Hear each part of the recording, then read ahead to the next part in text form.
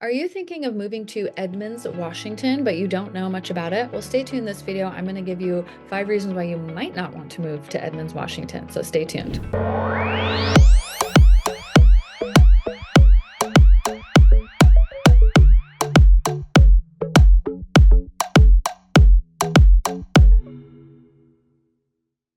What's up, everybody? My name is Tova Williamson. I'm a local real estate agent in the Seattle metro area. And on this channel, I shoot videos of what it's like to live in the Seattle metro area.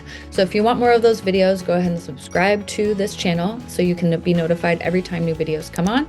And if you're thinking about moving to Edmonds or anywhere in the Seattle metro area, give us a call, email, text. We got your back when you're moving to Seattle.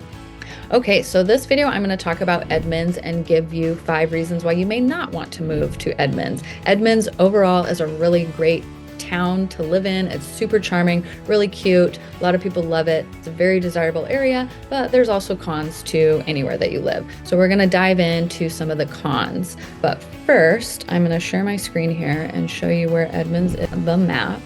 So Edmonds is just north of Seattle. So Seattle's here, north of Shoreline, kind of northwest of Seattle.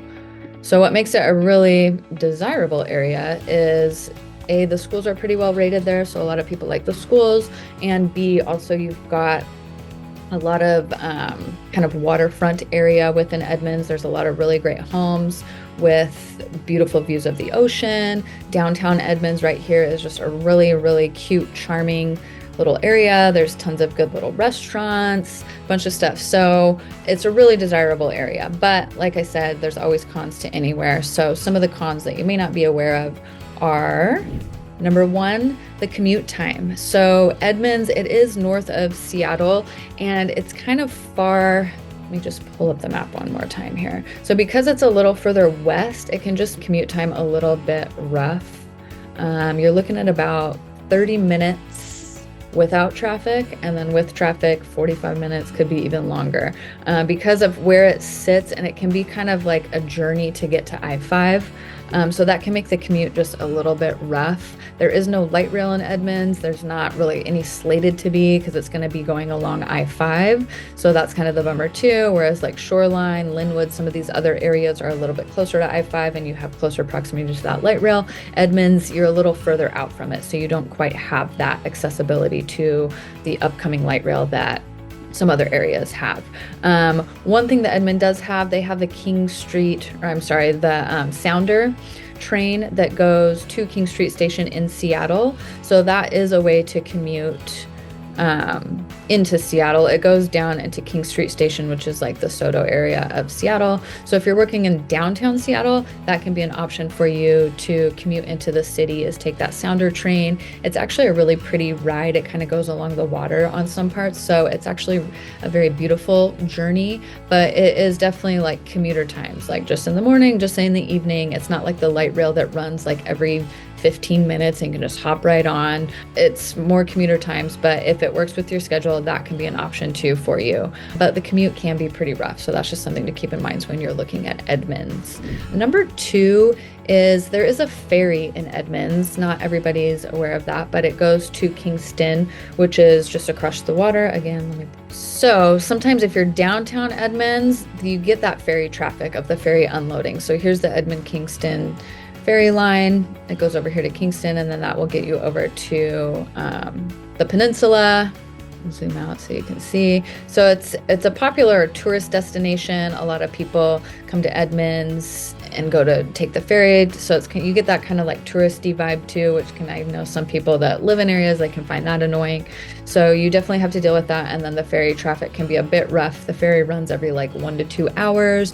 So when they're offloading, when you're right downtown, you might get caught in that ferry traffic because they usually are like letting people off and cars off the ferry before they let other traffic go. So it's not the end of the world. People live there and they deal with it, but just something to keep in mind is that ferry traffic is a way of life in Edmonds, and you will be dealing with that if you live there, especially in the downtown and like the Edmonds Bowl area. You're going to be dealing with it more. If you're further out here in, more of the outskirts of Edmonds, you're not going to be dealing with it much. But if you are living right downtown or you're needing to go downtown to do something, that ferry traffic might kind of just get in your way. So something to be aware of. Number 3 is the cost of living. So Edmonds, like I said before, it's actually a really charming town.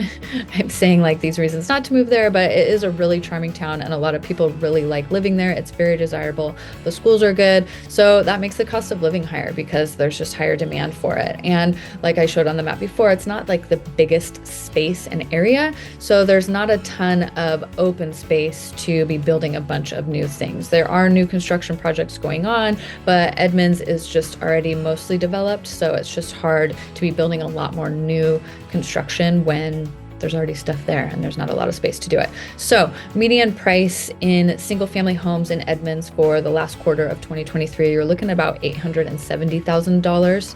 And condos, you're looking at about $635,000. So, your money goes a little bit farther with condos, but condo prices are high because there are quite a bit of condos along that water line in Edmonds that have really great views. So I think that kind of brings the prices up for condos. So just something to consider if you're thinking, I know a lot of people move here and they're when you move to Seattle and they're like, oh, the further out I go, it's going to get cheaper. That's not always the case. Edmonds is a pretty desirable little community to be in. And so it does make the prices higher. Number 4, again, not really, it depends on your perspective, not really like the worst thing in the world, but it is a definitely like quiet community, a lot more family friendly. I know a lot of people that are like, oh, that's great, like sign me up. So it just depends on your vibe and what you're going for and your lifestyle. If you're looking for like a huge nightlife scene going out, you're definitely going to be needing to go to Seattle for that.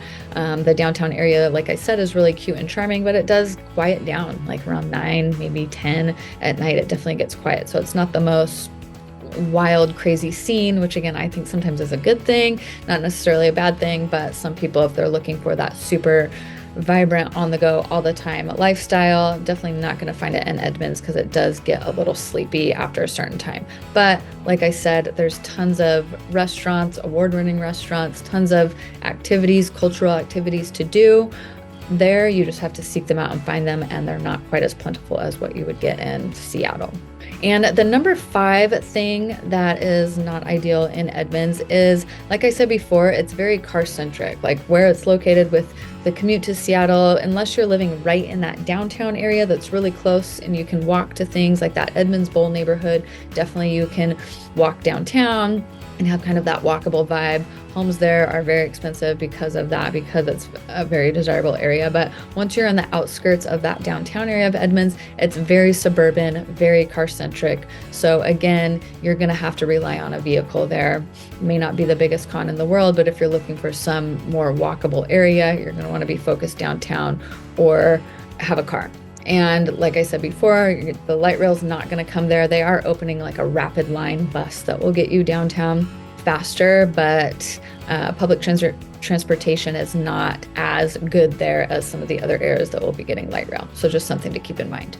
So those are some of the 5 cons of Edmonds. Again, still a great place to live. Don't let those scare you about it. Even those cons are not even that bad. So if you're thinking about moving to Edmonds or Seattle or anywhere in the metro area, give us a call, email, text. We got your back when you're moving to Seattle.